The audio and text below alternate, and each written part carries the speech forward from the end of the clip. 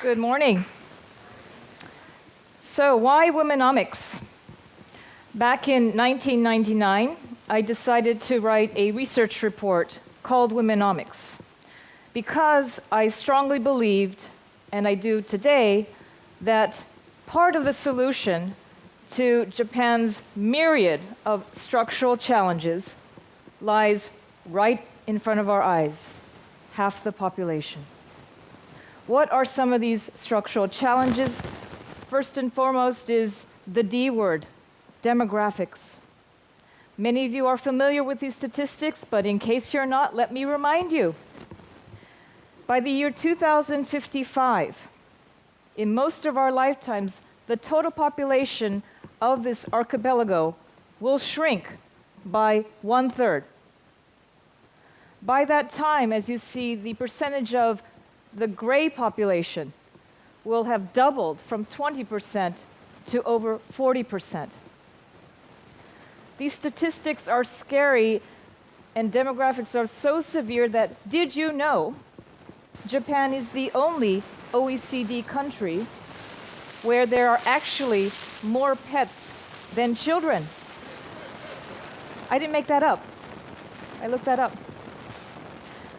And if you look at it globally, of course, Japan, the line is here in the red, the percentage of the population that is the workforce population. Of course, demographics is a challenge for every developed economy, but Japan, as you can see, is going to be shrinking its workforce population faster than anywhere else. So what are the answers? What are the solutions?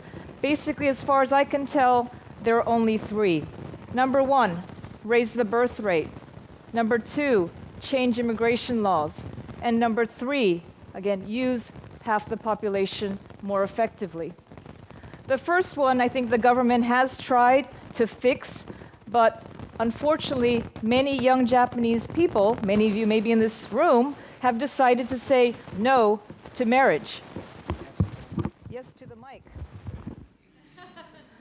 And as the ratio of unmarried Japanese rises, of course, it's a little bit difficult to raise the birth rate, isn't it? Number two, immigration. I personally believe this is inevitable, but it's likely to take a little bit more time. So that leaves us with the third, I think, most practical near-term solution. Good news and bad news. First of all, good news is Japan's female labor participation rate, women working today, has reached a record high of 60%. I wrote my report 12 years ago, and I'm glad to see there has been progress. The bad news, however, is on a global comparison, this is where Japan ranks, well below most other advanced nations, especially in countries like Scandinavia, where that ratio is close to 80%. So what are the issues here? One is what I call the uniquely Japanese phenomenon called the MG curve, the M curve. What am I talking about here? If you look at this graph, and I know it's a bit difficult to look at graphs at this hour of the day, but bear with me. This is basically ages, age groups on the horizontal, and the vertical is the percentage of women working. Now, typically in any society, you leave school, you enter the workforce, and you stay in the workforce until you retire. In most economies, that's sort of this, hill-shaped curve. But in Japan, you have this tani, you have a valley, between the ages of what? Late 20s and late 40s. Now, ladies and gentlemen, think about this. Those of you who are working, isn't the late 20s to late 40s period in anybody's career the most productive period of one's career?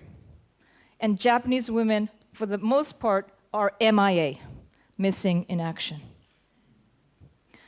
One of the bigger issues, of course, as many of you know, because of that M curve, or one of the reasons is that many Japanese mothers don't work. In fact, 70% of Japanese mothers quit working after their first child. And internationally, if you look here, only about roughly a third of Japanese mothers with children under the age of 6 are working. Compare that to Sweden, close to 80%, the US, 60%, etc. Why don't more women work? These are 4 reasons daycare, nursing care, tax issues, diversity focus, and immigration. Let me focus, though, on 1 and 3. This is a very common topic of discussion when we talk about womenomics in Japan. There's simply not sufficient daycare. Yes, the Japanese government has made some progress in expanding those facilities, but the reality is the percentage of Japanese children under the age of 3 currently in the care of a daycare facility stands at 28%. Look at France, 43%, or Denmark, over 60%. It's not also, by the way, daycare or childcare outside the home. What about inside the home? This, of course, entertained my husband to no end, but the average number of hours, this is a government study, that fathers in Sweden, Norway, US, and Germany spend on childcare and household chores is over 3 hours a day. In Japan, 1 hour a day. And look at that red section of the Japan bar. That's 15 minutes on the children. Okay, let me see, gentlemen. 15 minutes. I think you probably spend more than 15 minutes, my guess, taking ofuro, bath. Maybe more than 15 minutes a day watching television. Okay, let the truth be told. So there's a big issue with cooperation and mutual care inside the home as well. Inadequate focus on diversity. This is, to me, a huge issue. The last 5 years in most of the developed world, we have seen concrete progress. Change doesn't always happen from the bottom up. Oftentimes, it has to happen from the top down. To change things in society, you do need to put agents of change in leadership positions. So the percentage of Japanese managers is still 9%. This is the same ratio it was 5 years ago. Other countries are 35 to 50%. We need more role models.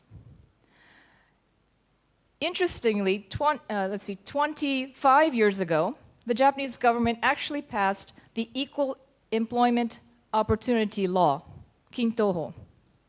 Despite that, on average, Japanese women earn today still only 2/3 that of their male counterparts. Now, as you can see on this graph, gender wage gaps exist everywhere, not just Japan. But if you think about it, if I'm a Japanese woman, and no matter how hard I work, no matter how hard I try, I know that I'm always going to be discriminated for pay and promotion. What am I going to do? I'm probably not going to continue, right? So this, to me, is a law superficially, but it is not really enforced in the way it should be. Now, many people ask when I give these talks on womenomics, but does it really matter? And I think the statistics prove a resounding yes, because if you look at companies that have adopted explicit practices to promote diversity, for example, programs to support working mothers, or programs to ensure objective evaluation and performance metrics. The red bar shows you the average profit margins of those companies is higher than the blue bar of companies that do not. But let me tell you, the number one obstacle I encounter when I talk about womenomics in Japan is this. But Matsui-san, if your thesis is right, and we have more Japanese women working in society, is that not going to lower the already very low Japanese birth rate? How many of you have heard that statement before? Yes, many people. Well, it's a very nice thesis, sounds good, but empirically, this is false. Look at this graph. I am simply plotting. Vertical axis is fertility rate, horizontal axis is women in the workforce. Don't bother with the dots. Look at the red line. That is a positively sloped curve. In other words, the more women working in a country, the higher the birth rate, not the opposite. Look at Sweden, United States, United Kingdom, France, Australia. Now, if the Japanese in this audience don't believe me or don't believe these statistics, it is true in your own country. This is the 47 todofuken, 47 prefectures. The slope, look at that, exactly the same. Okinawa, Fukui, Nagano. Relatively higher female participation rate in the workforce and relatively higher birth rate. So what's the upside if we could implement Womenomics? I know it's a bit of a dream, but let's pretend for a moment. If we could raise Japan's female participation rate, I showed you at 60%, to match that of Japanese males at 80%. This is the potential upside to GDP. 15%. 15% lift to Japanese GDP level. That, to me, is well worth it. Now, what do we do? Finally, 4 things. Number 1, change that mindset. Diversity, Womenomics should not be an extracurricular activity. It has to be core to a company's bottom line strategy and in order to fulfill longer potential growth for an economy. Number 2, flexible work and objective evaluation practices. Flexible work. Many people talk about flexible work for women.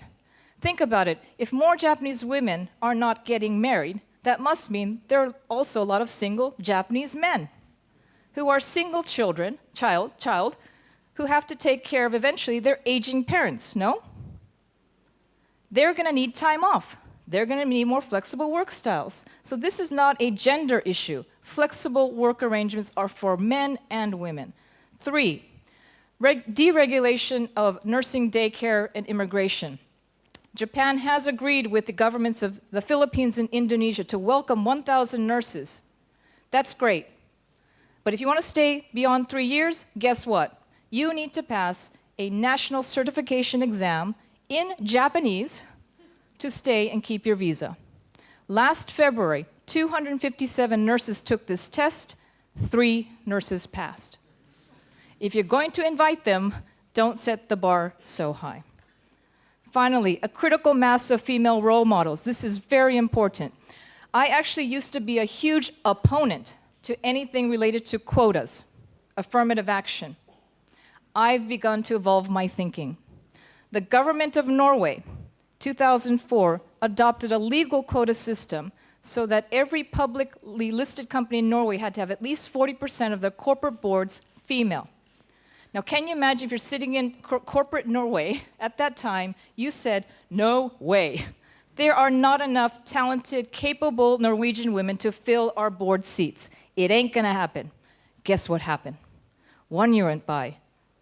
2 years went by.